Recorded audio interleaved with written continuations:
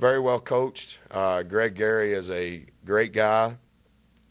He's from Gary, Indiana. Was one of the toughest players that you could possibly be. Had a great career at Tulane. Has scrapped and clawed his whole career as a coach. Did a really, really, really good job in a very tough situation when he first took the job.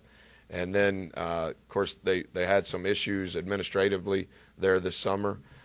They have 4 returning players, so their roster looks similar to ours. Who is this guy? Who is this guy? Who is this guy? And they haven't played an exhibition or a scrimmage, so there's no information out there, and we're just basing it on what they did last year. Whether or not they actually do that, we don't know, but we're going to prepare as such. Their starting point guard from last year played 27 minutes for Pitt Monday night, so he's not there. So we're doing the best we can off previous evidence. Yeah, we held him out, Dennis, 22 days longer than he should have been held out.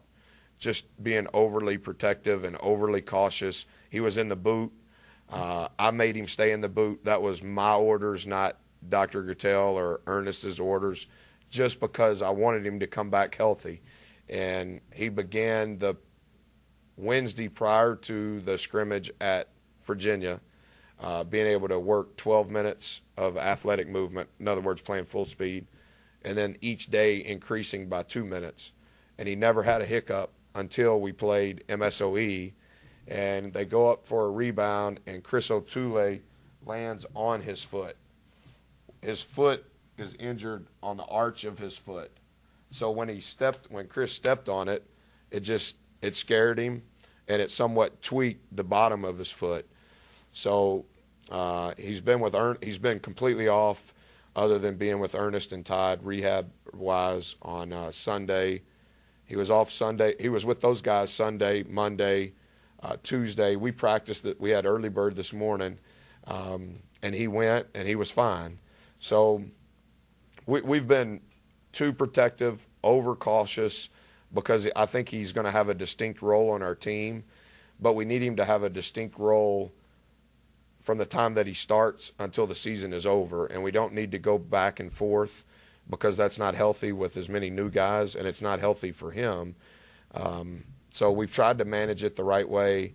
I hope that he'll play on Friday, and that will be somewhat dependent upon how he does this afternoon and tomorrow and Friday. I know as a coach, you're never really satisfied with where you're at, but now you're about 48 hours away from the opener. Do you feel relatively good about the team at this point and the progress that you've made as a whole? That's a really good question. I thought we were really good the first 8 practices. I thought we were okay 9 through 16. I thought we were great at Virginia, and I thought we were terrible the next 4 practices, and I thought we were really good this morning. It's part of them being young.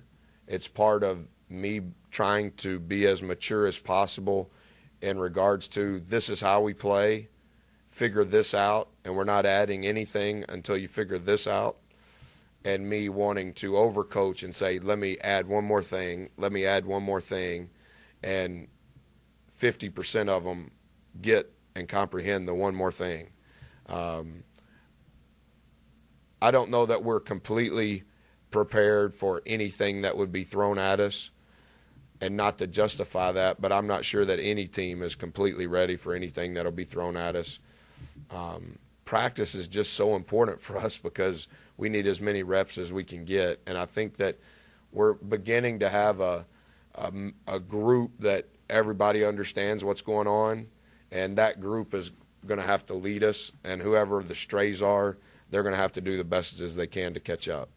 I know a big part of that is integrating new guys. Some guys haven't played Division I yet. You talk a lot about Jerron and his aptitude and picking things up. Do you feel like the other guys are getting to that point yet, the new guys? Yeah, I think I do think J-May has a very high IQ basketball-wise for his age, considering he's yet to play a college game. Dwight Bikes has played 60 college games at the highest level he could play prior to coming here, and he's he's starting to have a lot of confidence in what we do, which allows him to play hard. I think that I think DJ his aptitude is fine. It's just that he's missed so much that he's worrying about his body and his mind, and that's a hard combination when you're brand new. Use has a really good feel. His strength just doesn't allow him to do the things that he needs to do, and to an extent, the same problem with Eric Williams. So we're going in the right way. We just need to have consecutive days of DJOs in practice. We have real practice. Everything's going. Nobody gets hurt. Nobody has to leave early for school. Dwight Bikes doesn't lose 2 teeth. It's just something all the time, and I think that's part of it everywhere. It's just that with this group, this time of the year, we don't need any problems. We need everybody to be there. We need everybody to be quiet, and let's play hard. And 2 guys, I guess you kind of fit into that category from last year. Joel and Chris did play a lot. Now it looks like they're going to be asked to play fairly significant roles for you. Can you just kind of compare and contrast where they were last year at this time till now and how confident you feel with them? Well, there's no comparison. Chris has a completely different body. He's worked extremely hard with Todd. Joe Fultz has a healthy body, so he's able to actually compete. Joe was really good this morning. Chris probably had the worst practice he's ever had since he knew basketball was a game on Tuesday. Then